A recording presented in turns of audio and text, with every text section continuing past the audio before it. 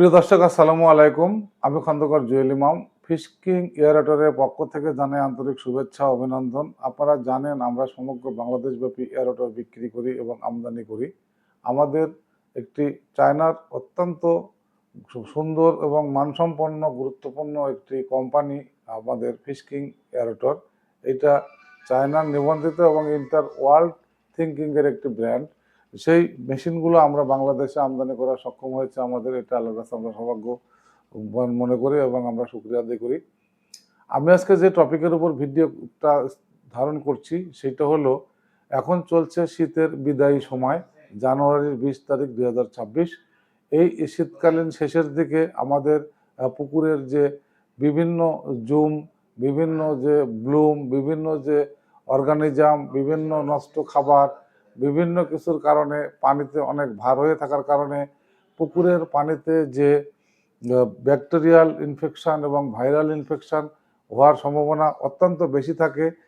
সেটার কারণে যে সম্ভাবনা, সেই সমস্যাগুলো বেশি হয় সেটা হলো মাছের গায়ের বাকল খেয়ে ফেলা, লালচে রং ধারণ করা, মরিচা কালার ধারণ করা এবং এইটার কারণে মাছের বুকে আঘাত হওয়া এবং মাছের লেজে পাখনা, ফুলকা এবং মাছের যে গিল, কান, এগুলাতে আঘাত করা।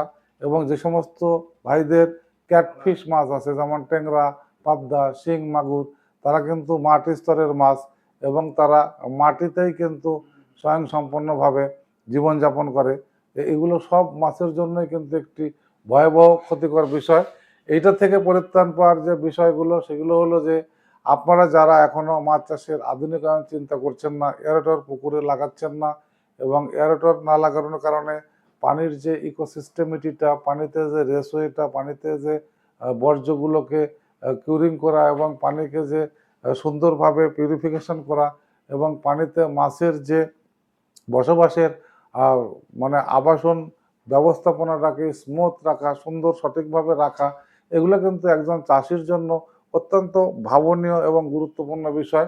এগুলো যদি আমরা না ভাবি তাহলে কি হবে, আমাদের পুকুরে যে তলানিতে বর্জ্যগুলো পচে আসে, সেগুলা যে ডিকম্পোস্ট হচ্ছে, পচনক্রিয়া হচ্ছে, সেখান থেকে অ্যামোনিয়া বাড়বে। এই শীতকালে প্রচণ্ড অ্যামোনিয়া বাড়ে। অ্যামোনিয়া বাড়ার কারণে এমন হইতে পারে, একটু গরমের ভাব দিনের বেলা পড়লেই হয়তো পরের দিন ভোরবেলা আপনার 100% মাছ ফ্লাই করতে পারে, পুকুরের পানিতে ভেসে যেতে পারে। এবং সেইখানে বিশেষ করে আপনার যেগুলো মিরর কাপ, সিলভার কাপ, তারপরে আপনার গ্লাস কার্প, এই ধরনের মাছগুলোর ঝুঁকিটা সবচেয়ে বেশি থাকে। পাশাপাশিভাবে সব মাছেরই ঝুঁকি থাকে এবং পাশাপাশিভাবে ক্যাটফিশগুলোরও ঝুঁকি থাকে। এই ঝুঁকিগুলোকে আমরা যদি নিয়ন্ত্রণ রাখতে চাই তাহলে আমাদেরকে অবশ্যই ভালো মানের টেকসই উন্নয়ন প্রযুক্তির একটি মেশিন লাগাইয়ে টেকসই উন্নয়ন প্রযুক্তিতে মাছ চাষ করে আমরা স্বাবলম্বী হওয়ার চিন্তা করতে হবে।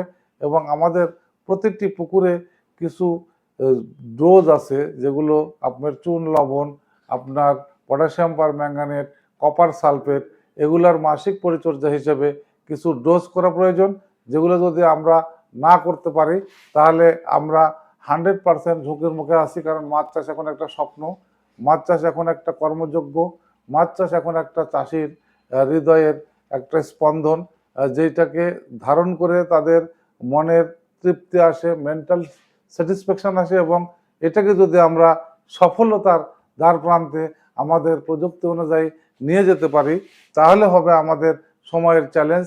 এবং এই সময়ের চ্যালেঞ্জকে আমরা বাস্তবায়নের লক্ষ্যে আমরা প্রত্যেকটি চাষি মাছ চাষের যে ইথিক্যাল বিষয়গুলো আছে, যে প্রযুক্তিগত দিকগুলো আছে, কারণ এখন গেমলিং মাছ চাষ করে কোনো চাষি সফল হতে পারবে না। একদম পয়েন্ট টু পয়েন্ট মাছ চাষকে অডিয়েন্স অনুযায়ী করতে হবে, সেইটার মধ্যে দিয়েই হবে প্রত্যেকটা চাষির ঘুরে দাঁড়ানোর একটি অন্তরায়, একটি প্রত্যয়। এই কোনো অন্তরায়ের মধ্যে আমরা আটকা থাকতে পারবো না। আমরা এখন সাডেনলি আমরা যেটা শুরু করব সেটা আমরা বিমানের মতো উঠে আকাশে যেমন চলে যায় ওরকমভাবে আমরা শেষ করার প্রত্যাশা রেখে আগামীর মাছ চাষে আমাদের কাছ থেকে হোক আর যেখান থেকে হোক আপনাদের পছন্দের যে এয়ারেটরগুলো যে পুকুরে লাগবে সেইটা নেওয়ার প্রত্যাশা রেখে সবার মাছ চাষের সফলতা এবং সবার সুস্বাস্থ্য দীর্ঘায়ু কামনা করে শেষ করছি। দেখা হবে নতুন কোনো ভিডিওতে। ভালো থাকবেন সবাই। আসসালামু আলাইকুম রহমতুল্লাহ ওবরকাতুহু।